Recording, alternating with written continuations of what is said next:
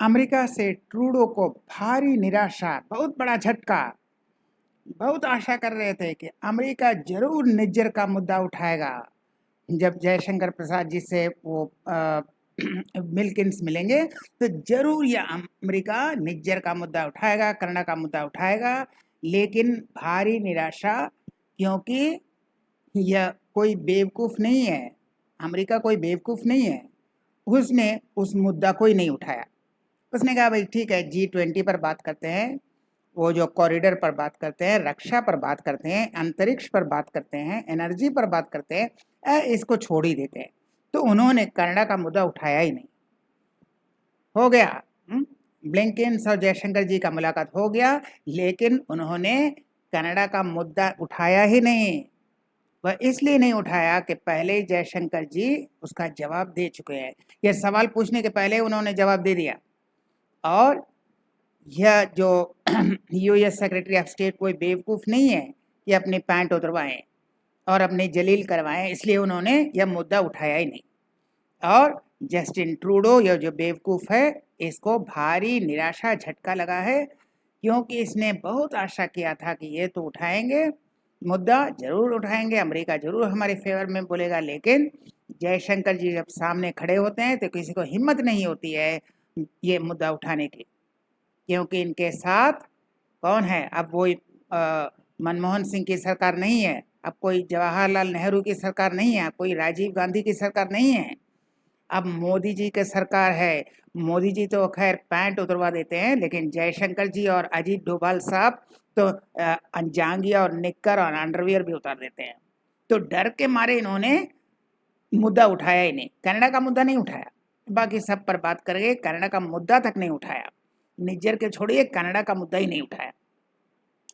तो जयशंकर के करारे आक्रमण के बाद ब्लिंकन को हिम्मत नहीं हुई, उसको हिम्मत नहीं हुई कि कनाडा का मुद्दा फिर उठाएं, कि जयशंकर जी ने पहले ही इसका जवाब दे दिया था।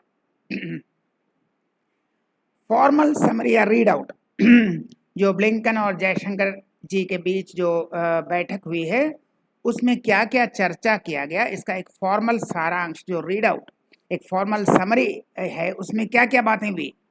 भारत की G20 के अध्यक्षता के बारे में बात हुई। भारत, मध्य पूर्व, Europe corridor, India, middle east और यूरोप को जो कॉरिडोर, उसके निर्माण की बात हुई। रक्षा, अंतरिक्ष और स्वच्छ ऊर्जा की बात हुई। रक्षा की बात, अंतरिक्ष की बात, स्वच्छ ऊर्जा की बात, स्पेस की बात, कॉरिडोर की बात, G20 की बात। लेकिन कनाडा और निज्जर का कोई उल्लेख ही नहीं है, वहां कोई उल्लेख ही नहीं है, क्योंकि ब्लिंकन ने वह मुद्दा उठाया ही नहीं। और इसलिए नहीं उठाया कि जयशंकर जी ने पहले ही उसका करारा जवाब दे दिया था। अब ये कोई बेवकूफ नहीं है कि अपनी बेइज्जती कराएं, इसलिए डर के मारे वो मुद्दा ही नहीं उठाया। तो जयशंकर जी ने क्या कहा था? Nor must we countenance that political convenience determines responses to terrorism, extremism, and violence. Similarly, respect for territorial integrity and non-interference in internal affairs cannot be exercises in cherry picking.